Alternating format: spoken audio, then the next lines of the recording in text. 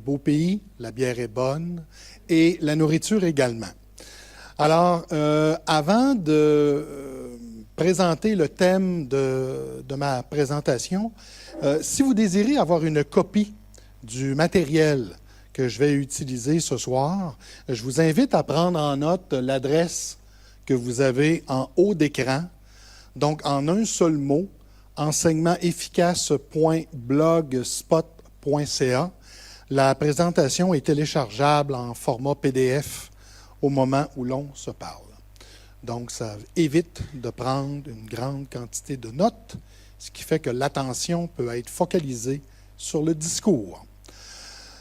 Donc, on va se parler d'enseignement explicite et comme le thème ou comme le titre le dit sur l'écran, l'enseignement explicite est une approche efficace, mais elle n'a pas la prétention d'affirmer qu'elle peut faire réussir 100% des élèves.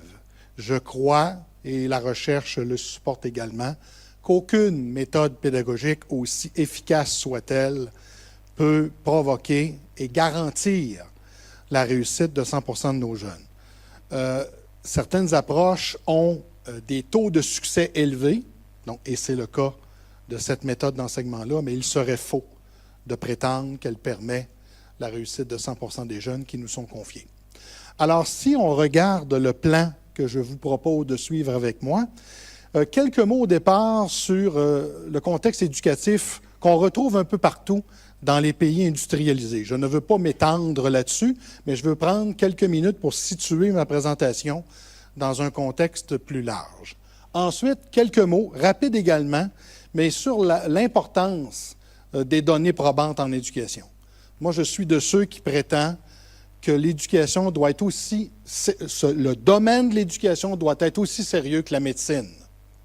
On doit prendre appui sur des théories solides, dont l'efficacité a été montrée parce qu'on nous confie la réussite d'élèves. Donc, les élèves ont le droit d'avoir les meilleures pratiques à leur disposition pour les faire réussir, comme le patient a le droit d'avoir les meilleures pratiques de son chirurgien pour être capable de sauver sa vie. Ensuite, on regardera l'enseignement explicite sous deux volets, ce qu'il est et ce qu'il n'est pas. Et ensuite, on pourra conclure, faire une synthèse, et si vous avez des questions qui n'ont pas trouvé réponse en cours de route, je vous invite à les noter, à vous en rappeler, et on se gardera une période à la toute fin où je pourrai répondre aux questions qui n'ont pas trouvé réponse. Ça vous convient? On part. Petit avertissement, cette formation comporte des séquences qui peuvent provoquer de violentes prises de conscience. Alors, je ne viens pas ici ce soir pour vous partager mes opinions en éducation, malgré mon âge, parce que mes opinions en éducation n'ont pas plus de valeur que la vôtre et la vôtre n'a pas plus de valeur que la mienne. C'est important de s'appuyer sur des données probantes. Et à partir du moment où on le fait, et c'est ce que je vais faire, probablement que plusieurs parmi vous allaient dire, eh bien, cette pratique-là, moi, je le fais en salle de classe. Quand la recherche rigoureuse confirme ce que l'on fait, c'est un état de bonheur profond. Mais quand la recherche questionne ce que l'on fait et va peut-être même venir nous dire non, c'est peut-être pas la meilleure façon de s'y prendre pour faire réussir les élèves, c'est là que la prise de conscience peut être violente. Mais ça devient important de se rappeler que la recherche en éducation, comme celle qui est faite en médecine, elle n'est pas là pour venir nous nuire. Au contraire, elle est là pour aider. Mais la recherche pourra aider uniquement à la condition qu'on accepte les résultats de recherche, même ceux qui vont peut-être venir nous ébranler au niveau de nos idées, nos opinions et de nos croyances. Donc, ça se peut que ça brasse, c'est ce qu'on dit chez nous au Québec, que ça brasse en fonction de vos idées, vos opinions, vos croyances en éducation, en espérant que le tout soit le moins violent possible. Alors, le contexte actuel. Nous sommes, dans la plupart des pays industrialisés, dans un contexte où la gestion des établissements scolaires est de plus en plus axée sur les résultats. Donc, quand on parle de pilotage par des données, ben, c'est un mouvement actuellement qu'on retrouve un peu partout dans le monde. Et ce type de gestion-là nous amène inévitablement à poser un regard sur la réussite des élèves, et en particulier ceux pour qui l'école doit faire une différence, c'est-à-dire les élèves en difficulté et ceux qui sont à risque d'échec. Pourquoi se préoccuper de cette clientèle-là? Eh bien, parce que les élèves en difficulté et ceux qui sont à risque d'échec sont ceux les plus susceptibles d'abandonner l'école.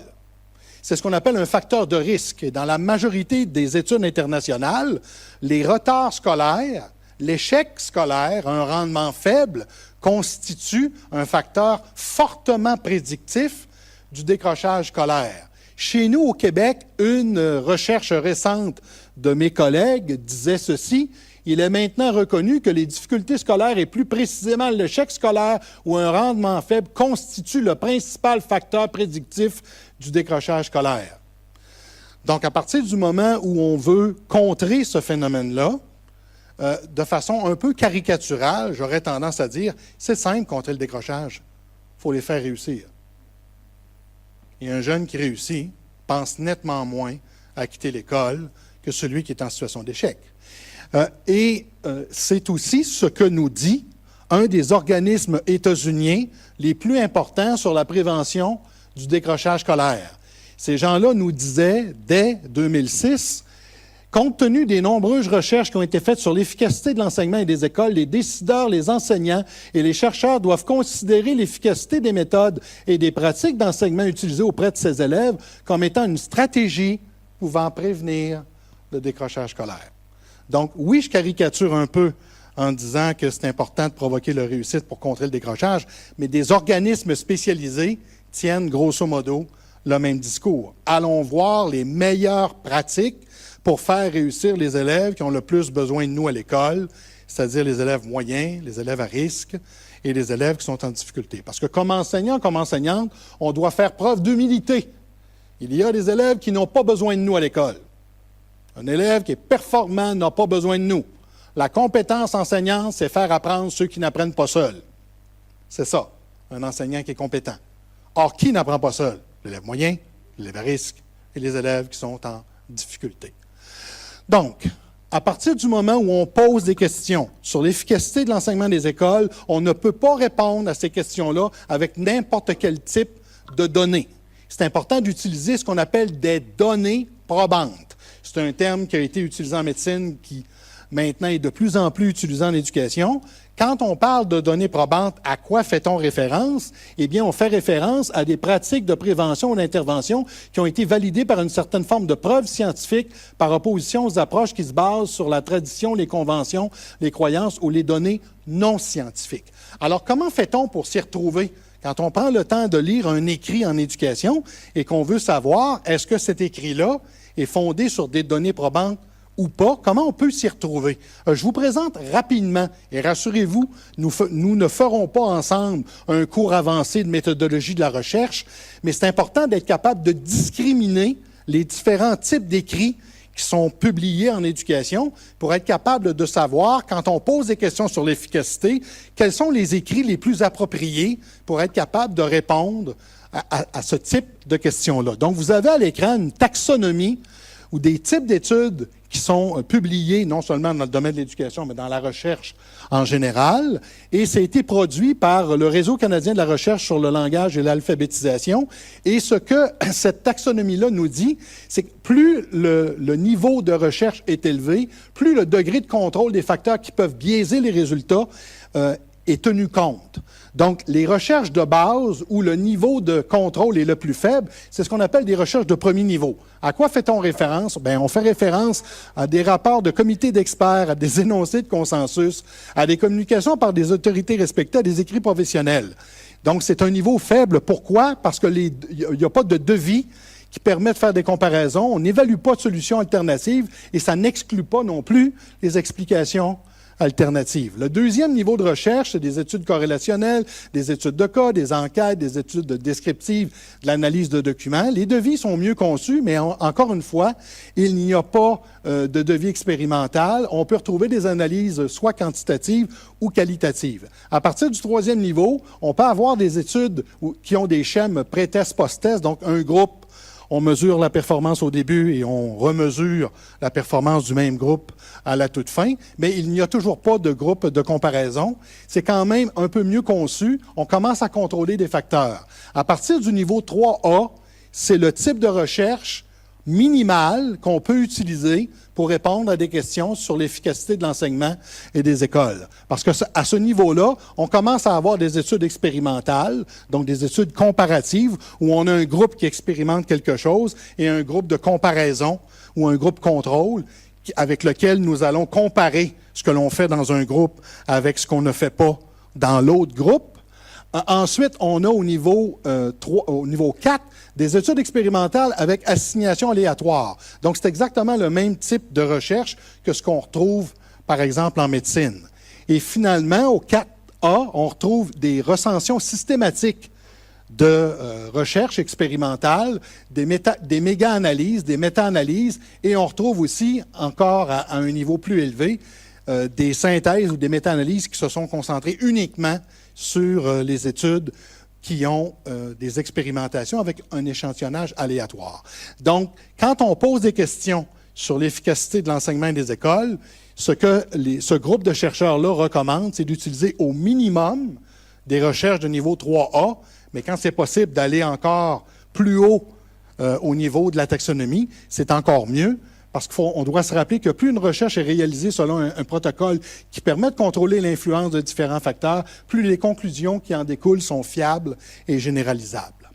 Alors, à partir du moment où on sait ça et qu'on décide d'utiliser ce type de recherche-là en éducation, ça nous permet de questionner certaines pratiques qui sont proposées, pas à Genève, mais au Canada, qui sont fort populaires, mais qui n'ont aucun fondement scientifique solide. Et voici une preuve de ça.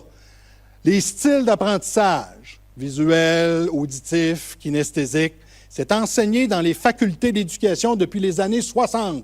Écoutez-moi bien, 20h22, aucune recherche rigoureuse publiée à ce jour a montré que lorsqu'un enseignant essaie d'enseigner selon les styles d'apprentissage, qu'il y améliore le rendement de ses étudiants. Aucune. En fait, c'est le contraire. Moins tu t'occupes de ça, mieux cela est. Pourquoi? Parce que lorsqu'on enseigne, ce n'est pas en fonction des élèves qu'on doit se questionner, c'est en fonction des contenus. Quand j'enseigne un cours de soccer, de placer un ballon dans les mains des élèves pour apprendre, même si c'est très kinesthésique, c'est probablement la meilleure façon d'apprendre à jouer le soccer. Quand on enseigne la musique et qu'on place une flûte dans les mains des enfants, même si c'est très kinesthésique, c'est probablement la meilleure façon d'apprendre à jouer d'un instrument de musique. Quand on enseigne la lecture en première année, qu'on présente la lettre, qu'on nomme la lettre et le son produit par la lettre, même si c'est un petit bout visuel et auditif, là, c'est probablement la meilleure façon d'apprendre le code écrit. Quand on enseigne les mathématiques et qu'on décide d'utiliser la séquence concret, semi-concret, abstrait, même si c'est un petit bout visuel, auditif et kinesthésique, c'est probablement la meilleure façon d'apprendre un concept mathématique. Donc, quand un enseignant se questionne en fonction du contenu, là, ça marche. Mais ça n'a rien à voir avec Pierre, Jean-Jacques, visuel, auditif, kinesthésique. Donc, vous avez à l'écran la dernière synthèse de recherche rigoureuse qui montre aucune preuve d'efficacité de ce type de théorie-là. C'est pas fini. 2. Les intelligences multiples d'Howard Gardner. Même chose. Nous n'avons aucune recherche rigoureuse publiée à ce jour qui a montré que lorsqu'un enseignant essaie de tenir compte des intelligences multiples, qu'il améliore le rendement de ses étudiants. Et moi, comme professeur, je dis à mes étudiants, moi, je ris de cette théorie-là. Je dis aux enseignants, n'allez pas mettre le tout en œuvre dans vos salles de classe. Elle ne tient même pas compte de ce que l'on sait des recherches sur la psychométrie depuis Binet. Nous savons que lorsqu'un psychologue évalue l'intelligence d'un de vos élèves avec le test le plus populaire qui s'appelle le Wechsler, quand le psychologue va fouiller dans le guide qui accompagne le Wechsler, il va être capable de découvrir qu'il existe une corrélation de 0,45 entre l'intelligence verbale et non verbale. C'est la raison pour laquelle on dit qu'il existe un facteur général d'intelligence. Bon, nous avons un hurluberlu qui malheureusement enseigne à Harvard, et ce monsieur-là nous dit qu'il n'y a pas seulement 2 types d'intelligence, il y en a 8, peut-être en inventera-t-il une 9e cette semaine, et elles sont toutes indépendantes les unes des autres. Écoutez, elles ne peuvent pas être indépendantes. Des années de travaux en psychométrie ont montré une corrélation de 0,45 entre l'intelligence verbale et non-verbale. Or, 8h24, aucune recherche rigoureuse publiée à ce jour a montré que lorsqu'un enseignant essaie de tenir compte des intelligences multiples, qui améliore le rendement. Et le comble du comble, vous l'avez à l'écran. Howard Gardner, qui est le concepteur de l'approche, a accordé une entrevue à Robert Sternberg de Yale, qui a été publiée dans un ouvrage. Et on retrouve en page 169 une affirmation de M. Gardner, « Je dois admettre que ma théorie n'est plus valide. » Donc là, ce n'est pas Steve Bissonnette qui critique la théorie, c'est que le monsieur nous dit « parce que je me suis trompé. » Non, mais je me suis trompé. Écoutez, combien de millions d'enseignants, ce pas des blagues que je raconte là, combien de millions d'enseignants ont été formés sur le territoire états-unien avec de telles sottises? Des millions! Et quand ça ne fonctionne pas, quand l'enseignant met en place ce type de pratique-là et que ça ne fonctionne pas, qui est blâmé? C'est l'enseignant. C'est l'enseignant qui ne comprend pas, c'est l'enseignant qui ne le met pas en place de la bonne façon. C'est toujours la faute de l'enseignant. Alors que c'est normal que ça ne fonctionne pas. Si ça fonctionnait, ça serait anormal. Donc, ça ne peut pas fonctionner, ça ne respecte pas les travaux d'abord qu'on a en psychométrie et il n'y a aucune étude qui a montré. Et le monsieur nous dit en plus, je me suis trompé. Mais pourtant, ce type de théorie-là est encore enseigné, là, pas en Belgique, là, mais chez nous au Canada, c'est enseigné à peu près dans toutes les facultés. Et moi, je dis, c'est assez. On doit être aussi sérieux en éducation que nous le sommes en médecine. On doit prendre appui sur les meilleures pratiques pour faire réussir les jeunes qui ont le plus besoin de nous à l'école, c'est-à-dire les jeunes moyens, à risque et en difficulté. Alors voilà pour mon petit discours de curé sur l'importance de la recherche en éducation. Alors, on va se parler d'enseignement efficace. Et j'ai déjà écrit à ce sujet-là 2 synthèses de littérature à ce sujet-là. Une première sur ce qu'on appelle la gestion du curriculum et la gestion de l'enseignement, et une autre sur la gestion de la classe ou la gestion des comportements. Ce que je vous propose ce soir, c'est de vous parler davantage de la gestion du curriculum et de l'enseignement, à travers laquelle on va voir l'enseignement explicite.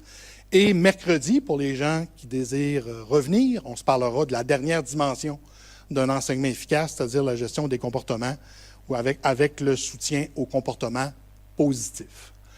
Alors, je commence par la gestion du curriculum. Qu'est-ce que c'est? Il importe de s'assurer, comme enseignant, que le curriculum prescrit par le ministère correspond au curriculum enseigné et que le curriculum enseigné correspond au curriculum évalué. Ça doit être aligné comme des dominos. Parce que lorsqu'il y a désalignement, ceux qui en paient la note, et on sait ça depuis les travaux d'Alan Cohen à la fin des années 80, ce sont les élèves moyens, à risque, et ceux qui sont en difficulté. Donc, l'évaluation doit être un miroir de l'enseignement, et l'enseignement doit être un miroir du programme prévu par le ministère. Et comment peut-on garantir qu'il y a alignement? Quels sont les moyens qu'on peut mettre en œuvre à l'intérieur de nos écoles pour assurer cette forme d'alignement-là? Eh bien, ce que nous, on propose au Québec, c'est que les enseignants qui enseignent à un même niveau, une même matière, on s'assoit ensemble. Une seule planification annuelle de l'enseignement. C'est le même programme. On devrait avoir la même planif. Construction d'épreuves évaluatives communes, les mêmes examens et correction collective de quelques copies types. Sinon, ce qui se passe dans la classe de Pierre et ce qui se passe dans la classe de Jean, même si en théorie, nous avons le même curriculum, ça ne veut pas dire que c'est ça qui va être enseigné dans les 2 classes. Moi, souvent, je dis de façon un peu caricaturale, on doit être aussi sérieux en éducation que dans un cours de natation. Quand le cours prévoit qu'on doit enseigner aux élèves ou aux enfants à nager sur le dos, c'est ça que j'enseigne et j'évalue le dos, pas le crawl, le dos. C'est la même chose en enseignement. J'enseigne ce que le curriculum me propose et j'évalue ce que j'ai enseigné. Ça doit être un miroir. Donc, on n'évalue pas le crawl quand c'est le dos qui a été enseigné. Quand j'ai présenté à certains enseignants chez nous l'idée de travailler ensemble, faire des équipes de collaboration où on planifie ensemble l'enseignement, on construit des épreuves évaluatives et on corrige quelques copies types ensemble pour s'assurer qu'on corrige de la même façon. À la pause dans une école secondaire, une dame se dirige vers moi d'un pas rapide avec un visage austère. Et je me dis, oh, la madame a vraiment pas l'air contente. Et elle me dit, Monsieur Bissonnette, j'ai bien compris, là, votre histoire de travailler en collaboration, ça veut dire que tel type de poésie, en première secondaire, je ne pourrai plus l'enseigner. Et moi, je pose la question naïvement, est-ce que ce type de poésie-là est au programme? Et elle me répond, non. Mais elle me dit, c'est parce que j'aime ça. OK, là, mon vieux hamster de directeur d'école commence à tourner. Et là, le hamster me pose la question troublante suivante. Que fait-elle avec ce qu'elle n'aime pas? Elle trouve le moyen d'enseigner quelque chose de pas prévu, et là, le hamster m'a répondu de façon troublante. Ou bien elle ne l'enseigne pas, ou elle donne en devoir.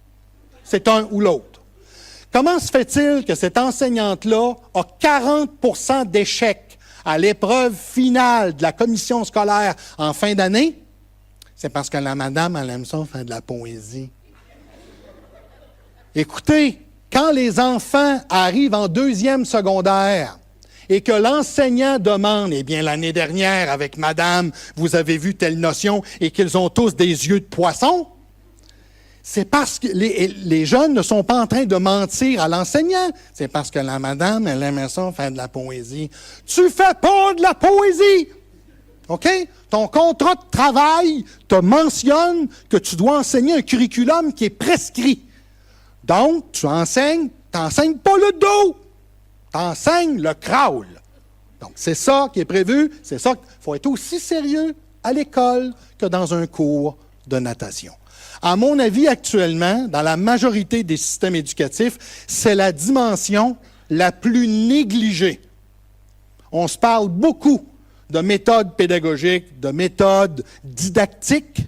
On se parle également de gestion de classe, de gestion de comportement, très peu de gestion de curriculum.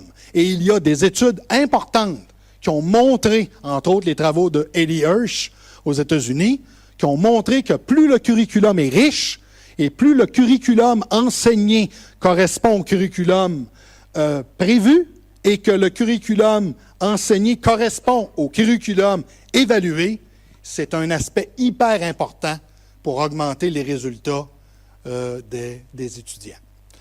Donc maintenant, on va regarder la gestion de l'enseignement. Quelles sont les meilleures méthodes didactiques et pédagogiques pour faire réussir les élèves?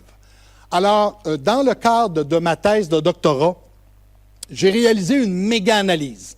Donc, j'ai fait une synthèse de toutes les méta-analyses qui ont été faites pour répondre à la question suivante. Donc, quelles sont les stratégies d'enseignement efficaces favorisant les apprentissages fondamentaux auprès des élèves en difficulté de niveau élémentaire? Quand je parle d'apprentissages fondamentaux, je parle de lecture, écriture, mathématiques. Et quand je parle d'élèves en difficulté, je parle de deux catégories d'élèves. Ce qu'on appelle des learning disabilities. Donc, c'est des élèves qui ont des difficultés ou des troubles d'apprentissage. Et ce qu'on appelle des low achievers. Les low achievers, c'est des élèves généralement qui sont à risque d'échec. C'est des élèves qui proviennent généralement de milieux défavorisés. Donc, si vous désirez retrouver l'étude complète dans son ensemble, allez tout simplement sur Google, indiquez Steve Bissonnette RRAA et vous allez être capable de télécharger gratuitement l'étude dans son ensemble. Je vais vous en faire un bon résumé. Parce qu'elle a été publiée dans une revue scientifique qui s'appelle Revue de recherche appliquée sur l'apprentissage. Alors, avec mes collègues, j'ai réalisé une méga-analyse. Vous devez vous rappeler qu'une méga-analyse, c'est une synthèse de différentes méta-analyses qui ont été faites sur différentes méthodes d'enseignement. Donc, vous avez à l'écran les différents mots-clés que j'ai utilisés pour être capable de chercher dans des banques de données des méta-analyses qui répondaient à mes critères que je vais vous présenter dans quelques minutes. Donc, naturellement, les mots méta-analyse, méga-analyse, mathématiques, lecture, écriture, élève à risque, élève en difficulté, etc. Ensuite, j'ai retenu les études, les méta-analyses qui répondaient aux critères suivants. Premier critère, avoir évalué les effets d'une stratégie d'enseignement spécifiquement sur le rendement des élèves en maths, en lecture ou en écriture.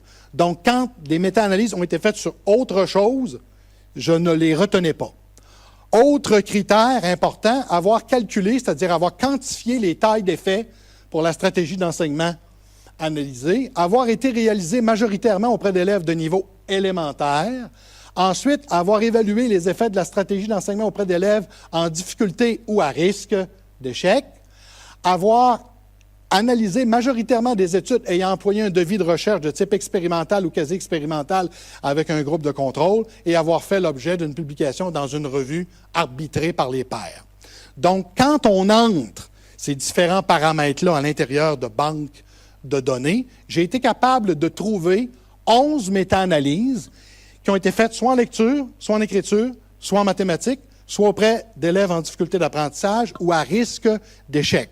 Une méta-analyse, c'est déjà une synthèse de recherche expérimentale ou quasi-expérimentale sur le sujet. Ça représentait donc une synthèse de 362 recherches publiées entre 1963 et 2006 qui impliquaient environ 30 000 élèves. Donc, vous avez à l'écran la liste des 11 méta-analyses. Vous avez le nom de l'auteur, l'année de publication, le niveau des élèves.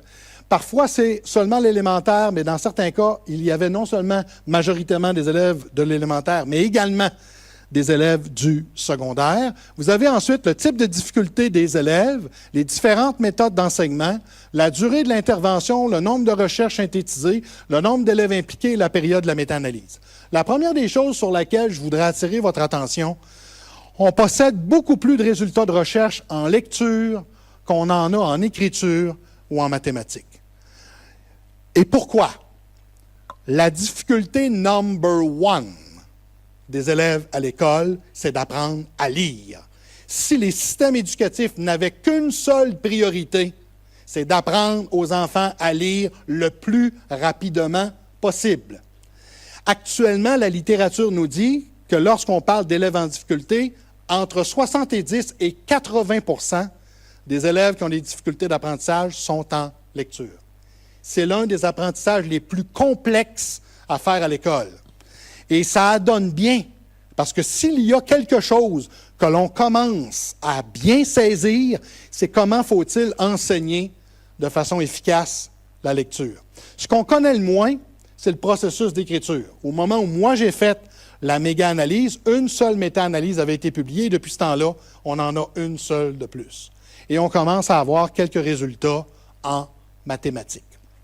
Alors, pour être capable de porter attention aux résultats que j'ai découverts, j'ai utilisé comme seuil d'analyse ce qu'on appelle une taille d'effet autour de 0,40. Je ne veux pas commencer à entrer dans un cours de statistiques, mais ce que vous devez avoir en tête, c'est que plus la taille d'effet est élevée, plus la mesure a un effet positif sur le rendement des élèves. Et dans la grande majorité des études qui ont été faites avant moi, le seuil qui était utilisé était de 0,40, donc j'ai décidé de travailler exactement de la même façon.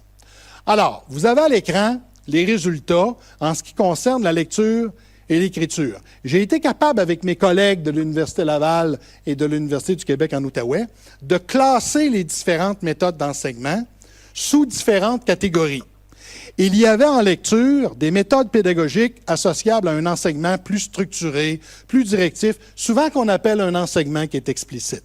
Si on regarde les résultats de ces différentes méthodes pédagogiques-là, les tailles d'effets qui ont été obtenues dans les différentes méta-analyses nous montrent que les tailles varient de 0,41 jusqu'à 1,18. Ensuite, en lecture, il y avait une méthode d'enseignement qu'on appelle l'enseignement réciproque. Qu'est-ce que c'est? L'enseignant, par exemple, présente à ses élèves une stratégie de compréhension en lecture.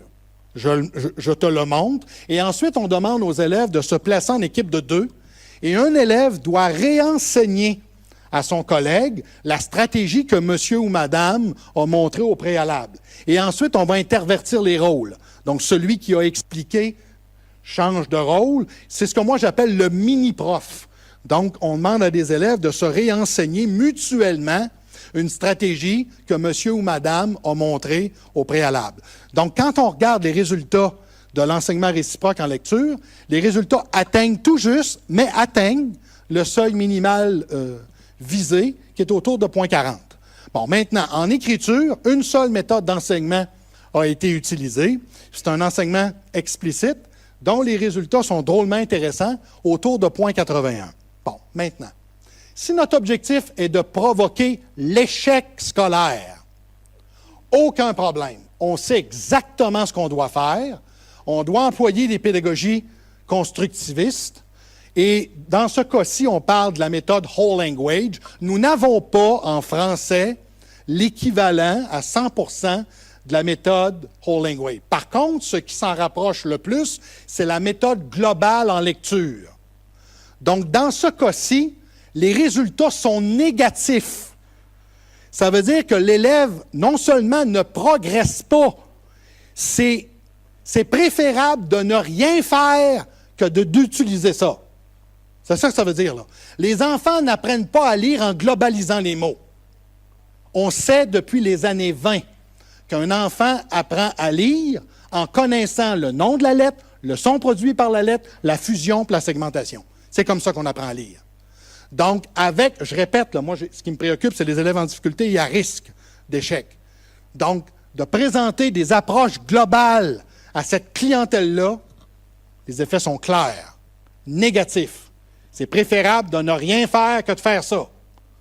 Donc, les mots étiquettes en première année, là, bon, je le sais qu'en Belgique, vous ne faites pas ça. Mais chez nous, au Québec, moi, je dis aux enseignants, il y a un endroit qu'on place ces mots-là, et ça s'appelle une poubelle. Tu n'apprends pas à lire en globalisant les mots. Les résultats sont extrêmement clairs. Bon, maintenant, en mathématiques, vous retrouvez les mêmes méthodes d'enseignement. L'enseignement structuré, directif, explicite. Quand on regarde les résultats obtenus dans les différentes méta-analyses, les tailles d'effet peuvent aller jusqu'à 1,45. En recherche, là, c'est des tailles qu'on voit rarement. C'est énorme. Ensuite, l'enseignement réciproque, même chose. C'est encore plus payant de l'utiliser en mathématiques, quoiqu'il est quand même intéressant d'utiliser en lecture. Les tailles d'effet varient jusqu'à 0,66. Bon, en mathématiques, heureusement, les pédagogies constructivistes ne produisent pas d'effets négatifs sur le rendement, mais elles n'atteignent pas le seuil minimal visé de 0,40. Donc, qu'est-ce que j'ai été capable de conclure avec mes collègues? Eh bien, il y a deux méthodes d'enseignement hyper efficaces, en lecture, en écriture, en mathématiques, autant pour les élèves du primaire que pour les élèves du secondaire, et aussi à l'éducation des adultes. And the winner is explicit teaching.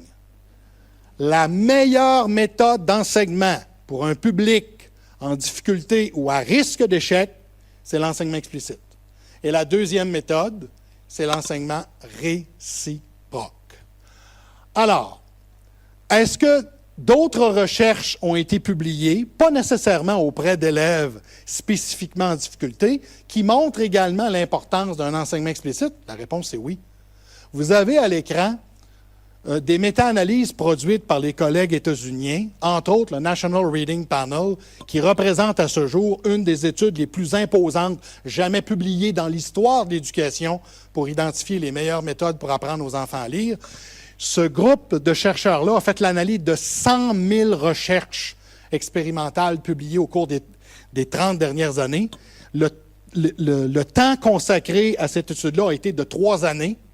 Et ces gens-là nous ont dit que la meilleure façon d'apprendre aux enfants à lire, c'est par un enseignement explicite. Ensuite, le National Literacy Panel, en 2006, a fait l'analyse et la synthèse de toutes les recherches publiées dans le domaine de l'alphabétisation dans une langue seconde. Conclusion, enseignement explicite. Le National Mathematics Panel, en 2008, a fait l'analyse de 16 000 recherches sur l'enseignement des maths à partir de la première année de l'élémentaire jusqu'en 8e année, ce qui veut dire secondaire 2. Et quand on regarde les résultats, particulièrement pour les élèves en difficulté puis à risque, enseignement explicite. Donc, il y a une convergence de résultats qui montre que lorsqu'on veut aider les élèves à faire les apprentissages fondamentaux, lecture, écriture, mathématiques, plus l'enseignement est structuré, directif, explicite, meilleurs sont les résultats des élèves, particulièrement auprès d'élèves moyens à risque et ceux qui sont en difficulté. Souvent, les gens vont me dire, oui, mais Steve, la littérature que tu nous présentes, c'est une littérature anglo-saxonne. Nous, on parle français. C'est pas la même chose. Eh bien, Steve y a pensé. Donc, vous avez à l'écran une synthèse de la littérature qui a été produite par mes collègues de l'Université du Québec à Montréal, sous le titre « Pour un enseignement efficace de la lecture et de l'écriture, une trousse d'intervention appuyée par la recherche ». Devinez qu'ont-ils trouvé? C'est très simple. Enseignement explicite, enseignement réciproque. Donc, quand on veut provoquer la réussite, plus on utilise un enseignement structuré au départ, meilleures seront les réussites des élèves. Alors, qu'est-ce que c'est que l'enseignement explicite? Ce n'est pas une pédagogie qui a été inventée dans des facultés d'éducation. Pas du tout. C'est une pédagogie qui a émergé au milieu des années 70, à la suite de plusieurs recherches effectuées dans les années 60, où, par exemple, on regardait les enseignants qui faisaient le plus progresser des élèves au cours d'une année scolaire. Et on comparait les gestes de ces enseignants-là avec, malheureusement, des enseignants qui faisaient progresser des groupes comparables nettement moins. Et des chercheurs sont allés en classe observer que fait-on dans les classes, quels sont les gestes, quels sont les comportements que les enseignants qu'on qualifie d'être efficaces font comparativement à ceux qui le font moins.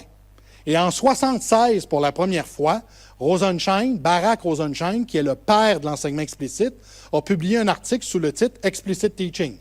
Et il nous a dit, voici la recette des enseignants qui font réussir les élèves à un niveau élevé. Donc, qu'est-ce que c'est? C'est un enseignement qui fait partie de la famille des modèles qu'on appelle instructionnistes. C'est-à-dire, ce sont des modèles où on considère important de transmettre directement l'information aux élèves. Alors qu'on pourrait avoir des modèles, par exemple, les approches qui sont plus par découverte, où l'information est plutôt transmise de façon indirecte. Ensuite, c'est un enseignement structuré en étapes séquencées et fortement intégrées. C'est un enseignement qui cherche à éviter l'implicite et le flou qui pourraient nuire à l'apprentissage. On veut éviter le développement de connaissances erronées qui ne mènent pas vers la compétence, mais qui, au contraire, mènent vers l'incompétence. Ensuite, quelles stratégies sont à utiliser pour maximiser l'effet des enseignants? Bien, globalement, ces stratégies-là passent par les actions de dire, montrer et guider les élèves dans leurs apprentissages. Dire au sens de rendre explicite pour les élèves les intentions et les objectifs visés dans la leçon. Dire également au sens de rendre explicite et disponible pour les élèves les connaissances antérieures dont ils auront besoin. Montrer au sens de rendre explicite pour les élèves en exécutant devant eux la tâche à accomplir et en énonçant le raisonnement suivi à haute voix. J'aime bien l'analogie où je recommande aux enseignants de placer un haut-parleur sur leur pensée et raisonner à haute voix ce que je me dis dans une tâche, non seulement le quoi faire, mais le comment, le quand, le où et le pourquoi. J'essaie de rendre visibles des processus qui sont souvent invisibles. Ensuite, guider au sens de chercher à ce que les élèves rendent explicite leur raisonnement implicite en situation de pratique. Guider au sens de leur fournir une rétroaction appropriée afin qu'ils construisent des connaissances adéquates avant que les erreurs ne se cristallisent dans leur esprit. Enfin, c'est un enseignement caractérisé par un ensemble de mesures de soutien, ce qu'on appelle des scaffolds ou des étais, c'est la même chose, par lesquels les étudiants sont guidés à travers les processus d'apprentissage. Ces étais permettent d'éviter de surcharger la mémoire de travail. Par exemple, quand on donne une tâche aux élèves et que la tâche comporte plusieurs étapes, pourquoi ne pas placer au tableau quelques mots, chacune de ces étapes-là, avec quelques mots-clés, ou de leur donner une feuille sur laquelle les étapes sont numérotées avec quelques mots-clés. C'est ce qu'on appelle un étai. Parce que sinon, dans plusieurs cas, nous terminons les explications et tout de suite, Normand lève la main et me pose la question, « Steve, que faut-il faire? » Je viens de terminer. Donc, si on veut les rendre autonomes, une façon de le faire, c'est de fournir ce qu'on appelle un support visuel. Donc, c'est un enseignement qui s'appuie sur les recherches qui ont été faites en psychologie cognitive, particulièrement les travaux de John Sweller sur la théorie de la charge cognitive et ceux de David Gary.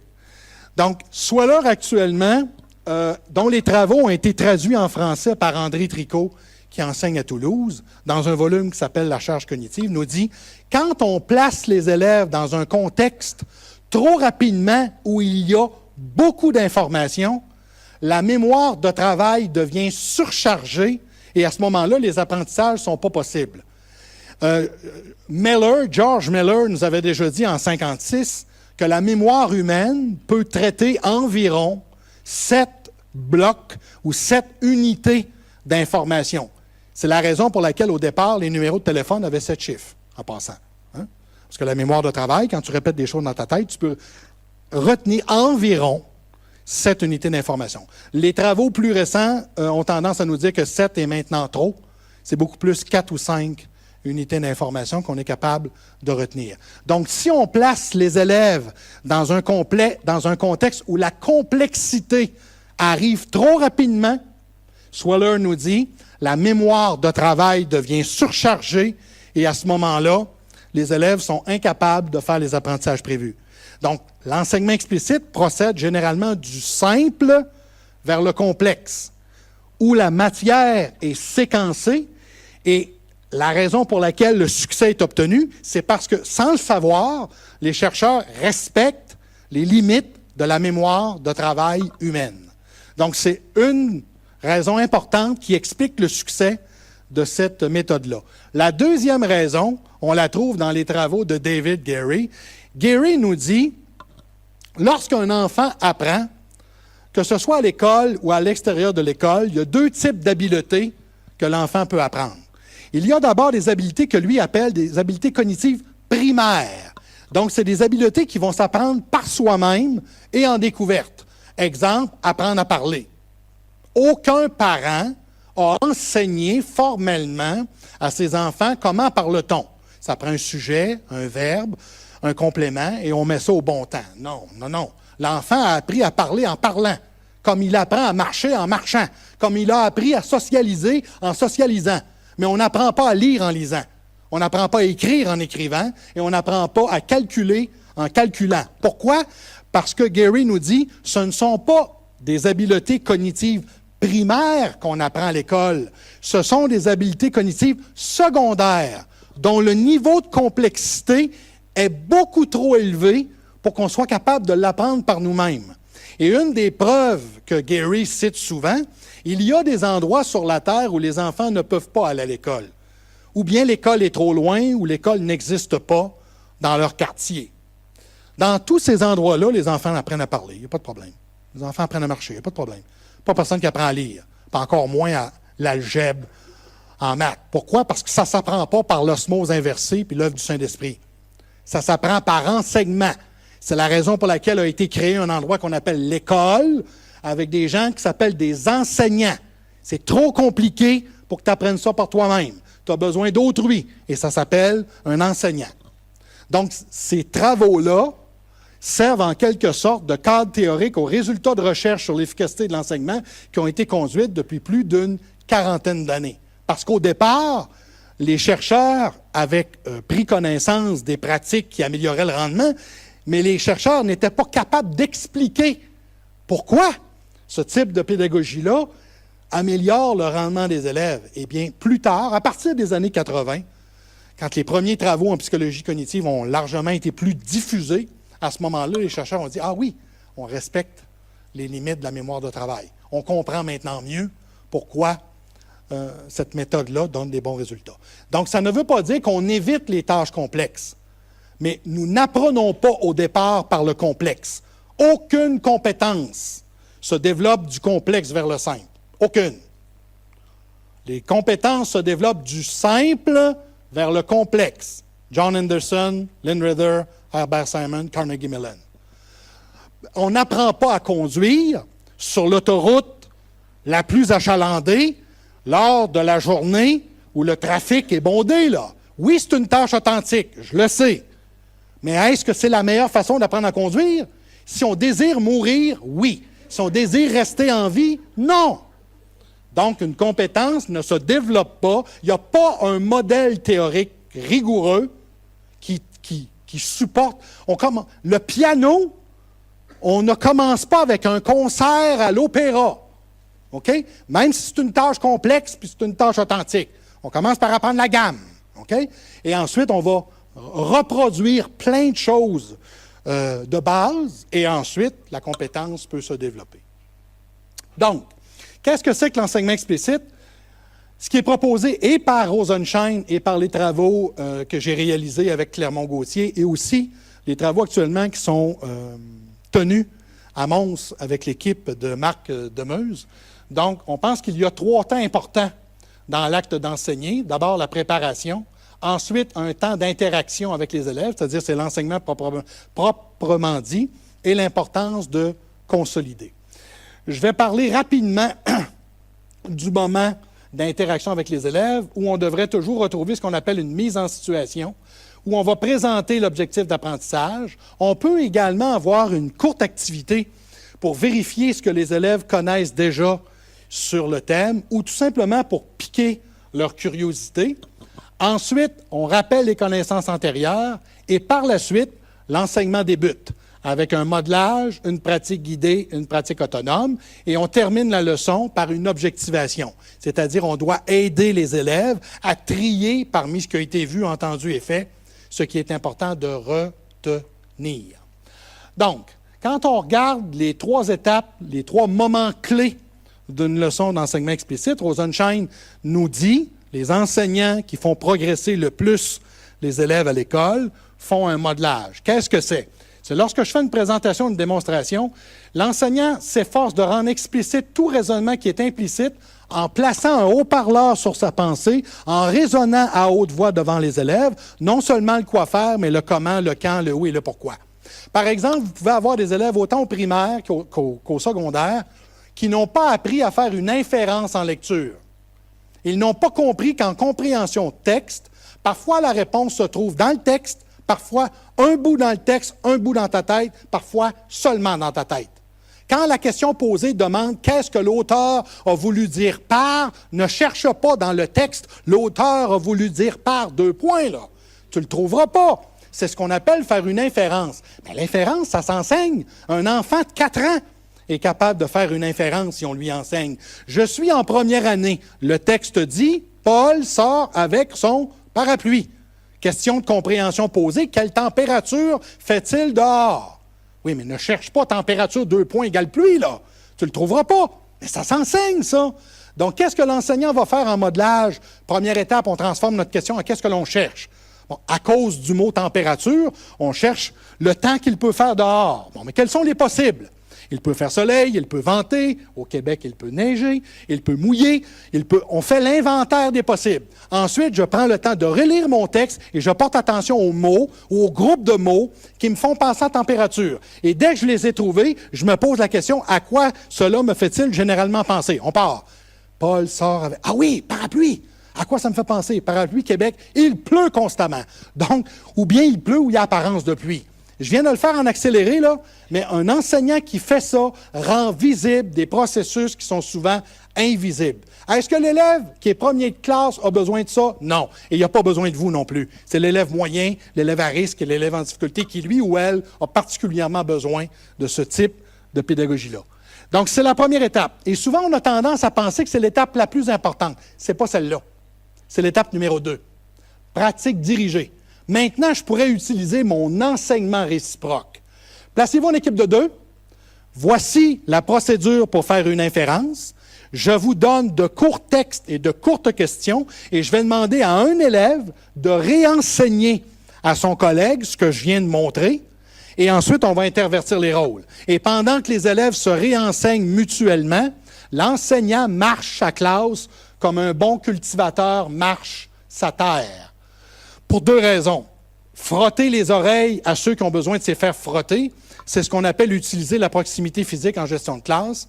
Un enseignant qui marche sa classe a 50% moins de problèmes de discipline que celui qui reste à l'avant. 50%. C'est la première stratégie qu'on devrait enseigner dans tous les cours de gestion de classe. Et en plus, quand je me promène, je ne fais jamais le même trajet. Parce que si vous faites toujours le même trajet, le trouble de comportement comme moi remarque rapidement à quel moment je peux faire autre chose que ce qui est demandé, que vous n'aimerez probablement pas. Donc, l'enseignant est imprévisible. Il ne sait, comme un bon gendarme. Hein? Quand les gendarmes se placent toujours au même endroit, que fait-on? Nous allons ralentir. On essaie de ne pas leur envoyer la main quand même. Et ensuite, on continue. Mais quand les gendarmes sont imprévisibles, Steve se fait prendre à toutes les fois. OK? Donc, c'est la même chose pour les jeunes. Quand les jeunes ne sont incapables de dire de quel côté monsieur débute sa marche, généralement, c'est une stratégie hyper importante en gestion des comportements. On pourra approfondir le tout mercredi prochain. Ensuite, donc pendant ce temps-là, l'enseignant marche, mais aussi porte attention aux étudiants. Ça me permet, en circulant, de voir qui comprend pas, et fournir de l'aide à ceux qui en ont besoin. Et la dernière étape, le terme le dit bien, maintenant que je l'ai fait devant toi, que tu as fait la tâche avec un collègue, je veux savoir, est-ce que tu es en mesure de le faire par toi-même? Parce que être compétent, c'est pas être compétent avec Pierre, là. C'est être compétent par rapport à soi-même. Mais si vous regardez en dessous du titre « pratique autonome », on retrouve le même mot que pratique dirigée. Le meilleur synonyme d'enseignement explicite, c'est feedback, rétroaction. On évite de laisser travailler surtout les élèves à risque et en difficulté longtemps sur une tâche sans leur donner de la rétroaction. Imaginez que vous donnez une tâche. Ça fait 30 minutes que l'élève travaille. J'arrive à côté de Normand et je dis « Normand, vraiment là, tu n'as rien compris. » Généralement, il se passe 2 effets. Est-ce que vous pensez que Normand va dire « Yes, Steve, je suis tellement content de le savoir. Ma motivation est des plus élevées et je vais m'engager de nouveau. » Non, ça c'est Walt Disney, là. Hein? Il n'y a pas personne. L'élève risque d'abandonner. Mais ce n'est pas le seul problème. L'élève n'a pas compris ce que je voulais qu'il comprenne, mais il a tout de même compris quelque chose. C'est ce que l'on appelle des connaissances erronées. Je devrais déconstruire ces connaissances-là pour les remplacer par d'autres. Plus l'élève a travaillé longtemps sur la tâche, plus le danger, c'est que l'erreur se cristallise et que ça devienne extrêmement difficile de l'amener à comprendre autre chose. Et c'est la raison pour laquelle la rétroaction doit être présente et rapide. Et même en pratique autonome, après quelques questions répondues, quelques problèmes résolus, tout de suite, il doit y avoir une forme de rétroaction, qui n'a pas toujours besoin d'être donnée par l'enseignant. Par exemple, on peut avoir un matériel autocorrecteur dans le coin de la classe où j'ai donné la consigne. Lorsque tu as terminé 3 problèmes en individuel, tu vas vérifier est-ce que tu as compris. Ou je peux permettre, après 3 problèmes, vous avez le droit de vous placer en équipe de 2 et vous allez comparer. Donc, la rétroaction n'est pas toujours obligée d'être donnée par celui ou celle qui enseigne. On peut avoir d'autres mécanismes, mais l'objectif, c'est de donner rapidement de la rétroaction. Quand j'ai présenté cette démarche-là à mes collègues à la polyvalente, à l'école secondaire où je travaillais, certains enseignants m'ont dit « Steve, on trouve que ça ressemble à de l'enseignement traditionnel. » J'ai tendance à dire oui et non. Dans un enseignement traditionnel, là, faire des présentations ou des démonstrations, on fait ça chez nous depuis longtemps. Mais est-ce que les démonstrations sont effectuées avec un raisonnement à haute voix, un haut-parleur sur la pensée, en enseignant non seulement le quoi, mais le comment, le quand, le où et le pourquoi? La réponse au Québec, elle est claire, c'est non. Mais ce n'est pas la principale différence. Dans un enseignement typiquement traditionnel chez nous, l'enseignant explique « il n'y a pas de pratique dirigée. Prenez votre cahier d'exercice et faites les 15 prochains numéros. Ah! Il me reste 10 minutes avant que la cloche sonne. Est-ce qu'il y a des numéros que vous n'avez pas compris? Personne ne lève la main. Je vais faire le 8 et le 9. L'élève s'aperçoit et il n'a rien compris. Ce soir, vous avez 4 problèmes supplémentaires à faire en devoir et en études, et je corrige le tout demain matin en entrant. L'élève arrive à la maison, aucun grand frère, aucune grande sœur pour l'aider. Papa et maman dépassés depuis la 2e année de l'élémentaire. Donc, l'élève incapable de faire ses devoirs et son étude revient le lendemain chez nous, devoir non fait, et généralement, on va lui donner une conséquence sur l'heure du midi. C'est parce qu'il aurait été intéressant pour l'élève, non pas d'apprendre à 10 minutes de la fin lorsque le cours est terminé, qu'il a compris ou non. Dans l'enseignement explicite, je ne t'envoie pas travailler seul sans m'être assuré que la compréhension est au rendez-vous. Et il y a place à l'intérieur de ça à de la différenciation pédagogique, là.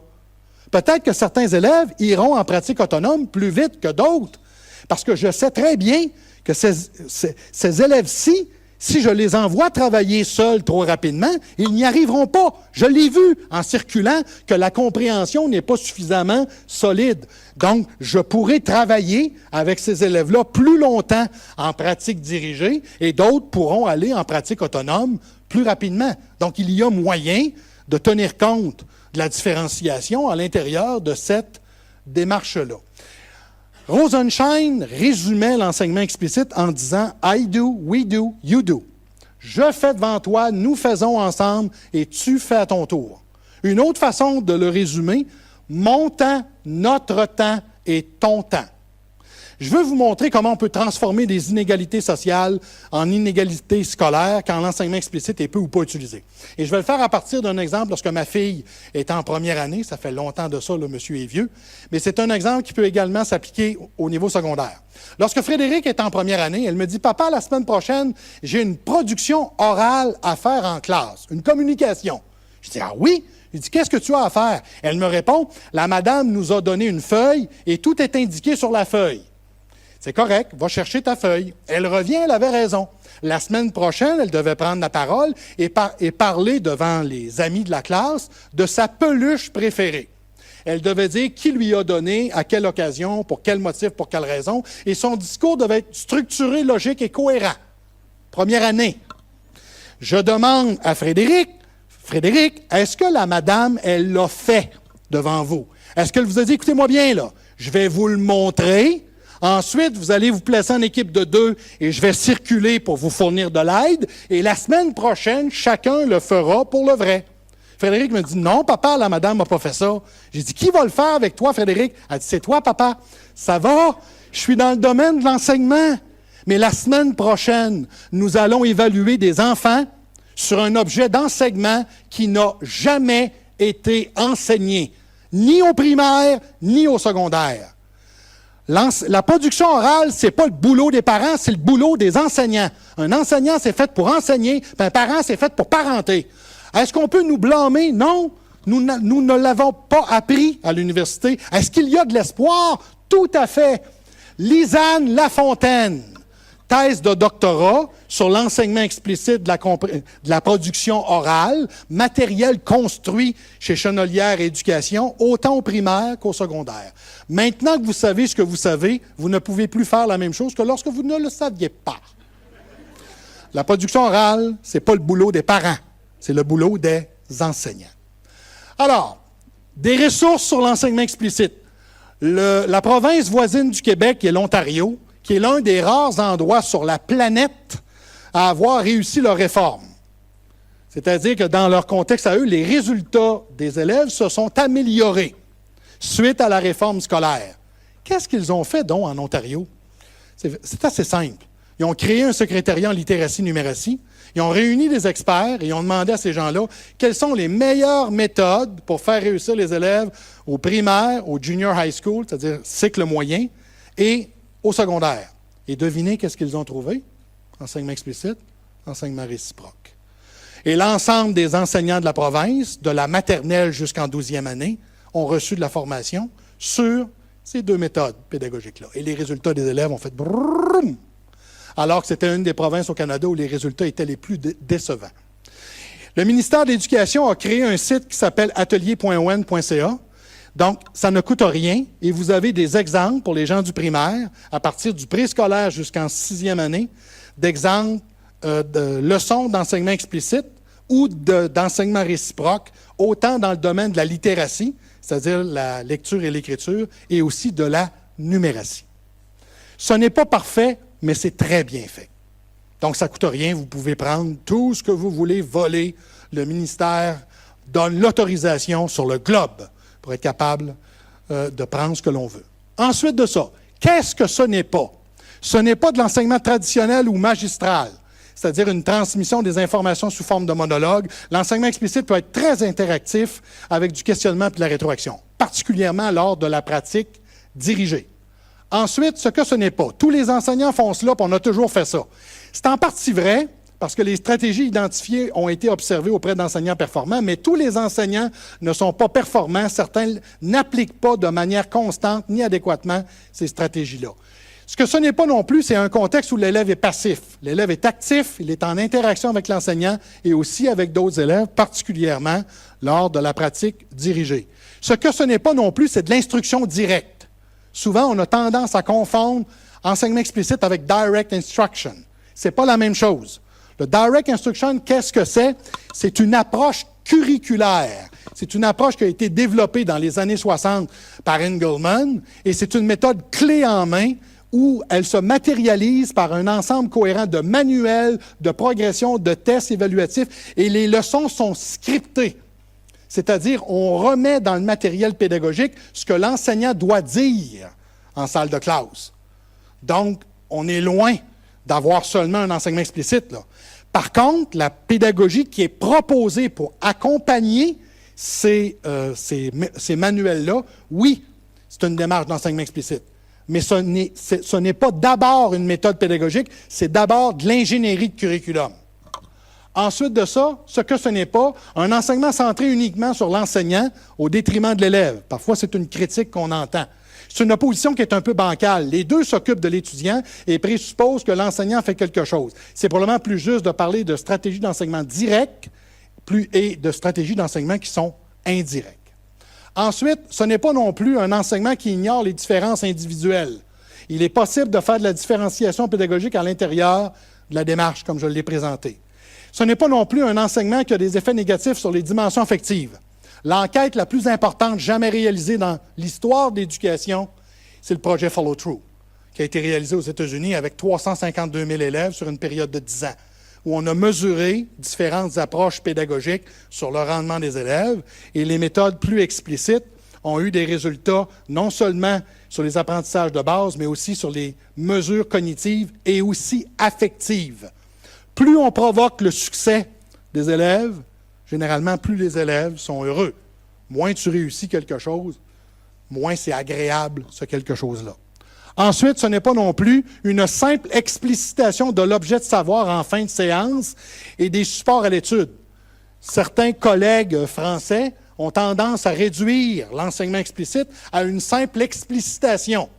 On donne des consignes un peu plus claires au début, on formalise les apprentissages réalisés à la fin, mais on propose des méthodes de découverte entre les deux.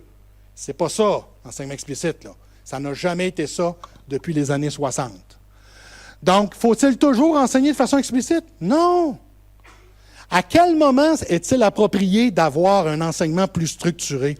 Vous retrouvez un continuum de pédagogie avec ces deux extrémités. Donc, d'un côté, un enseignement fortement dirigé, donc un enseignement explicite, et de l'autre côté, des approches par découverte, qui sont comme des approches assez opposées. À quel moment doit-on choisir le niveau de guidance que les élèves ont besoin? C'est à partir de 3 critères. 1, à qui j'enseigne? Qui est devant moi? Si le public auquel j'enseigne comprend beaucoup d'élèves en difficulté, bien, vous comprendrez là, que de commencer par un enseignement explicite, c'est probablement approprié. Mais si j'enseigne à un groupe dont le niveau de compétence est élevé, est-ce que c'est toujours nécessaire de faire un modelage, une pratique guidée et une pratique autonome? Non! Donc, premier critère à tenir compte. Deuxième critère, le degré de nouveauté et de complexité de la tâche. Si je donne une tâche qui est totalement nouvelle et qu'elle est complexe et qu'en plus de ça, dans mon groupe, il y a plusieurs élèves en difficulté, c'est probablement préférable de commencer par un enseignement qui est plus explicite. Mais si la tâche que je donne, elle n'est pas nouvelle, Les jeunes ont déjà fait quelque chose qui ressemble à cela. Est-ce que c'est nécessaire de toujours faire modelage, pratique? Non. Et troisième critère, de combien de temps je dispose? Parce que proposer de la découverte, même avec des élèves performants, c'est plus long que de leur enseigner. C'est des élèves qui apprennent à demi-mot. Je n'ai même pas fini d'expliquer, ces jeunes-là ont déjà compris.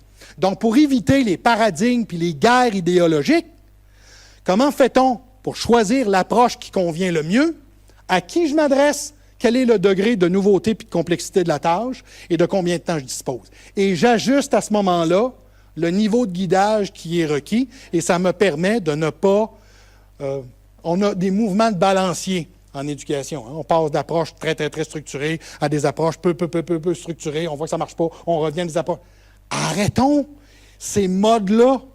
C'est souffrant et pour les enseignants et pour les étudiants. Donc, comment peut-on l'arrêter? On identifie le niveau de guidage qui est requis.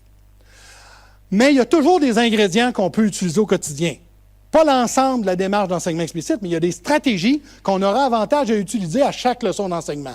1, s'assurer que les consignes et les explications sont claires. 2, laisser une trace, un support visuel. Quand on donne une tâche où il y a plusieurs étapes, on laisse au tableau interactif ou non une trace de ce qui doit être fait. Si on veut que les jeunes soient autonomes, il faut leur fournir les outils pour être capables d'y arriver. Questionner les élèves régulièrement et leur poser des questions ouvertes, parce qu'il y a des questions à éviter. Première question, on n'a jamais posée dans une classe, avez-vous? Ils vont toujours vous dire oui. Vous avez l'illusion pédagogique, vous avez réussi votre coup, et 40% d'échecs au contrôle. Donc, jamais qu'on demande ça. Et l'autre question à éviter, c'est « Dis-moi ce que tu ne comprends pas. » Il ne peut pas vous le dire. Il ne comprend pas. Hein? On remplace ça par une question. « Dis-moi ce que tu comprends. Montre-moi. Illustre-moi. » Ensuite, autre stratégie, donner de la rétroaction. Ne jamais laisser un élève ou un groupe d'élèves travailler longtemps sur une tâche sans s'assurer qu'ils sont sur la bonne piste. Ensuite, marcher sa classe. Circuler, comme un bon cultivateur marche sa terre. Ensuite, exiger l'attention des élèves lorsqu'on fait des présentations. Ça peut même être utile de leur enseigner une position d'écoute pour s'assurer que quand moi je fais l'effort de t'expliquer les choses, je te demande en retour de faire l'effort de suivre ce que je présente. Et finalement, mettre le coup en séquence. Faire un petit bout, vérifier. Faire un petit bout, vérifier. Faire un petit bout, vérifier. Éviter de laisser travailler longtemps un élève sur une tâche sans lui donner de la rétroaction. Mes collègues en histoire me disaient « Steve, comment puis-je faire une démarche d'enseignement explicite en histoire? » Parce que vous savez que les bons professeurs d'histoire, c'est des conteurs. C'est des gens qui racontent l'histoire. Moi, je demandais à ces enseignants-là, quand tu fais une présentation, tu fais une présentation de combien de temps, généralement? Les gens me disent « parfois 25, 30 minutes. » Chez nous, les cours au secondaire sont de 75 minutes. Donc, je disais, voici ce que je te propose. Tu fais une présentation de 15 minutes. Lorsque ton 15 minutes a été réalisé, tu demandes aux élèves de se placer en équipe de 2 et tu leur dis, dans la présentation que je viens de faire, il y a 2 éléments essentiels que vous devez être en mesure de m'identifier. Je vous laisse 1 minute pour en discuter et ensuite, je vais nommer quelques élèves pour me dire quels sont les éléments importants qui sont à retenir. Je fais un petit bout, feedback. Un petit bout, feedback. Un petit bout, feedback. Donc, même dans les cours hyper traditionnels, parce que ces cours-là ne sont pas mauvais, hein, on a démonisé l'enseignement traditionnel. Il faudrait se rappeler qu'on a envoyé un homme sur la Lune avec ça, puis on a décodé le génome humain. C'est quand même pas si mal en termes de réalisation. Mais on peut faire mieux que ça. Comment? En installant des périodes de questionnement et de rétroaction. Alors, quand on se parle d'enseignement efficace, nous avons construit un certain nombre de listes de principes ou de règles pédagogiques. Il peut être tentant de traiter ces listes de stratégies comme les étapes d'une recette tirée d'un livre de cuisine à suivre aveuglément. Il serait simpliste de réduire l'acte d'enseigner à une séquence figée d'étapes prédéterminées. Les enseignants efficaces colorent toujours la recette en ajoutant leur personnalité, leur humour, leur créativité et leurs enthousiasmes. Toutefois, si des ingrédients clés sont oubliés, le résultat peut être désastreux. Une recette, non. Des ingrédients clés, oui. Alors voilà pour la présentation.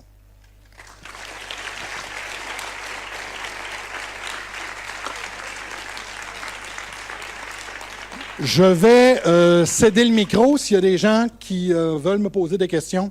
Ça va me faire plaisir d'y répondre. celui-là et celui-là. On va se mettre à deux.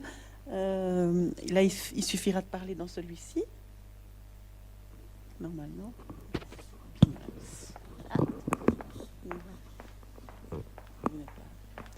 Voilà, je vous invite à vous manifester pour poser votre question. À réagir. Merci.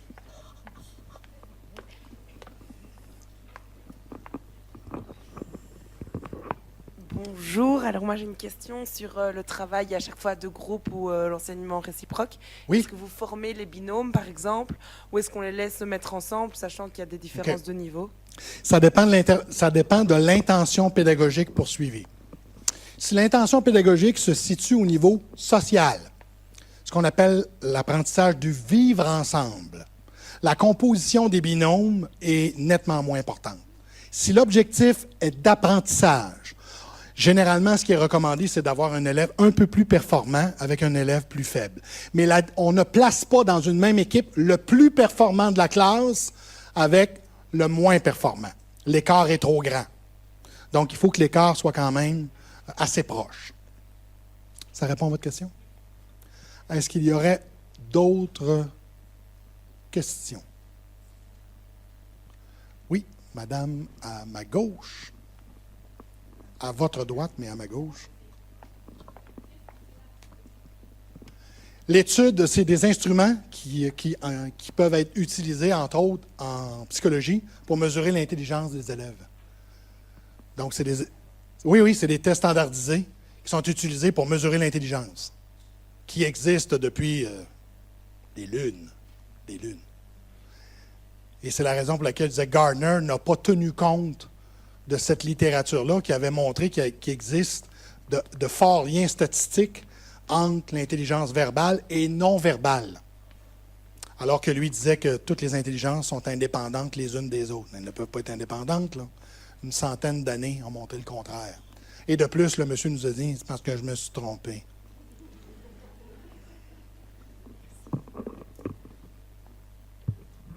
Oui, bonsoir. Une question de formatrice d'enseignants en lien avec votre introduction. Oui.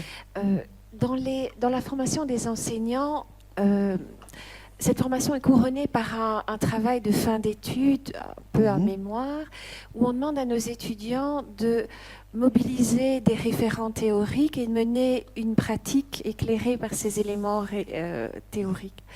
Or, quand je regarde votre classement des recherches, on est à peine au niveau 1, donc j'ai maintenant un peu honte de ce qu'on propose. Et donc, dans quelle mesure est-ce que les recherches qu'on propose à nos étudiants dans un contexte vraiment très limité en temps, etc., ont de la légitimité par rapport à votre plaidoyer sur agir l'action sur la base de théories largement fondées? Écoutez, si ça peut vous rassurer, c'est un phénomène présent dans à peu près tous les contextes éducatifs. C'est-à-dire qu'il semble y avoir un fossé entre les milieux de pratique et la recherche. C'est comme si ces deux éléments-là se sont développés en parallèle pendant des années. Et lorsqu'on fait le pont, c'est là que le choc peut être brutal, parce qu'on découvre parfois que certaines théories qui nous apparaissaient tout à fait logiques, là, et on ne présente pas ces théories-là dans la perspective de nuire aux enseignants, pas du tout. Notre intention, elle est noble. Mais si la recherche avait été plus présente, c'est la raison pour laquelle moi je milite au Québec actuellement pour la constitution d'un Institut national de la recherche, pour qu'on puisse mandater des chercheurs pour répondre à des questions précises et fournir ces informations-là au milieu scolaire. Parce qu'un enseignant dans sa classe, là, je m'excuse, après une journée de travail bien remplie et la préparation pour le lendemain, il n'a pas le temps d'aller fouiller dans des banques de données scientifiques pour savoir... Non, là, il y a une limite à ce qu'on peut demander à ces gens-là. Là. Le sommeil est nécessaire de temps à autre. Donc, à ce moment-là, je pense que nous, comme universitaires, on a un rôle important à jouer pour être capable de faire ce pont-là, mais encore faut-il qu'on ait le temps nous-mêmes et qu'on nous donne les conditions pour être capable d'y arriver. Mais c'est l'éducation est un domaine, malheureusement, où la recherche, les milieux de pratique et les milieux de recherche, les ponts ne sont pas encore créés partout. Et même aux États-Unis, là, qui pourtant sont ceux qui, dans le domaine de la recherche, produisent énormément de synthèse. Le National Reading Panel, quand on regarde les syllabus de cours sur l'enseignement de la lecture, dans 80% des cours analysés, le National Reading Panel ne fait pas partie de la liste bibliographique à la fin. Et ça s'est réalisé dans leur pays. Donc, incapable de répondre pourquoi. Moi, ce que je dis, c'est qu'il faut essayer de voir comment on peut créer ce pont-là. Et je pense que des organismes dédiés à faire ça seraient en tout cas une partie de la solution. Probablement pas la seule, là, mais au moins une partie. Oui? Donc, vous nous avez dit pour commencer une leçon, c'était pas... Enfin, je recommence. Donc, vous avez dit que quand on doit réaliser une leçon, on doit commencer par le modelage. Mais ce que je n'ai pas bien saisi, c'est que ce n'est pas simplement dire ce que c'est, et je me demande alors comment est-ce que vous voulez introduire le modelage en fait. OK. Si je reviens rapidement sur une diapo présentée un petit peu plus tôt, laissez-moi 30 secondes. Je vais y arriver. OK. Bon. Si vous regardez la démarche d'enseignement explicite dans son ensemble, ce que j'ai présenté, c'est ce que moi j'appelle le cœur de la leçon. Mais avant de débuter un modelage, si vous regardez ce qui est proposé précédemment, c'est ce qu'on appelle une mise en situation, une mise en train. Donc, comment peut-on faire cette mise en train-là? Voici ce sur quoi nous allons travailler aujourd'hui. Donc, si je suis dans un programme par compétence, je nomme la compétence sur laquelle on va travailler. Ça donne du sens. On peut expliquer aussi pourquoi c'est important de travailler cette compétence-là. On peut avoir ensuite de ça une courte activité pour piquer la curiosité des élèves ou pour vérifier qu'est-ce qu'ils connaissent déjà sur le thème avant même que je commence à expliquer un concept X ou Y. Et ensuite, je m'assure que les connaissances préalables nécessaires pour faire l'apprentissage qui s'en vient, que les élèves ont ces connaissances-là fraîches en mémoire. Donc, je peux leur poser des questions, et si les élèves sont capables de m'identifier, de bien me décrire les connaissances qui sont nécessaires, ça va, je peux commencer à présenter le concept. Parfois, là, les connaissances ne sont pas fraîches en mémoire. À ce moment-là, c'est important de faire le rappel de ce qui est nécessaire, et ensuite, on présente le concept. Donc, avant de faire le modelage, il y a tout de même des étapes préalables qui sont importantes. Autre question? Oui, bonsoir. Vous Oui, nous avez expliqué en début de présentation que votre exposé allait sûrement provoquer des prises de conscience chez nous. Eh bien, effectivement, moi, il y a quelque chose qui m'interpelle beaucoup. Je viens de finir mes études d'institutrice maternelle il y a maintenant 2 ans. Donc, c'est tout récent. Et au cours de nos études, on nous enseignait, on valorisait énormément les pédagogies actives, notamment la pédagogie par projet, pédagogie que j'ai beaucoup mis en place dans mes classes durant les stages. J'étais vraiment une grande convaincue de cette pédagogie parce que j'avais pu voir l'effet sur les enfants maternels. La question que j'ai envie de vous poser maintenant, c'est que pensez-vous de ce type de pédagogie? Est-ce que c'est réellement à bannir ou...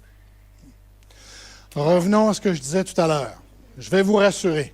Vous allez pouvoir dormir sur vos 2 oreilles.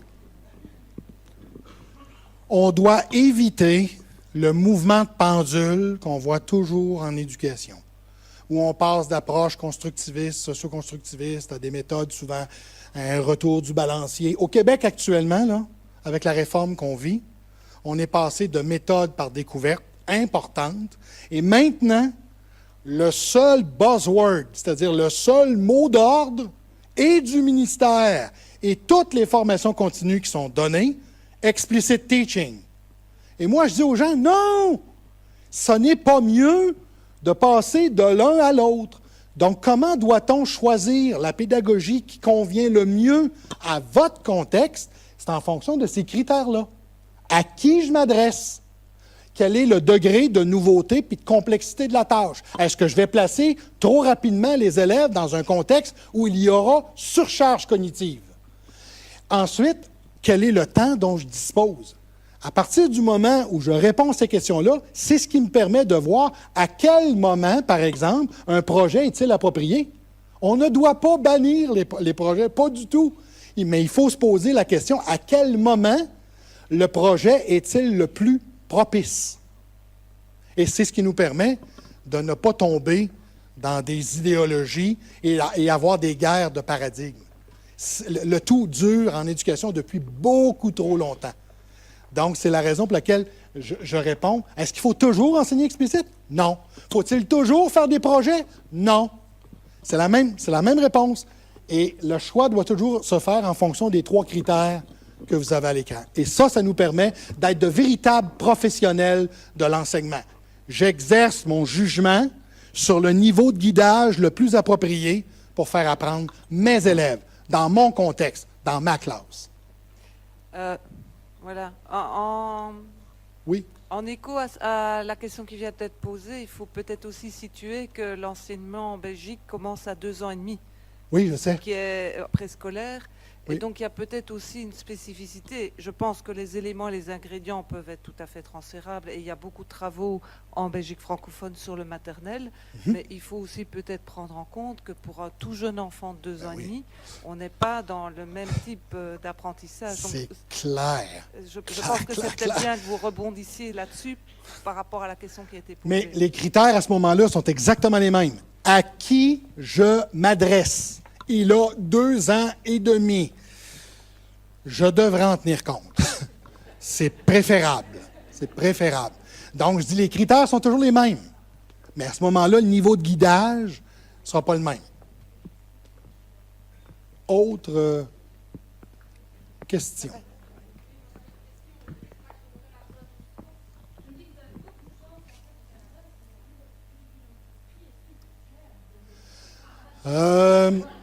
Oui et non.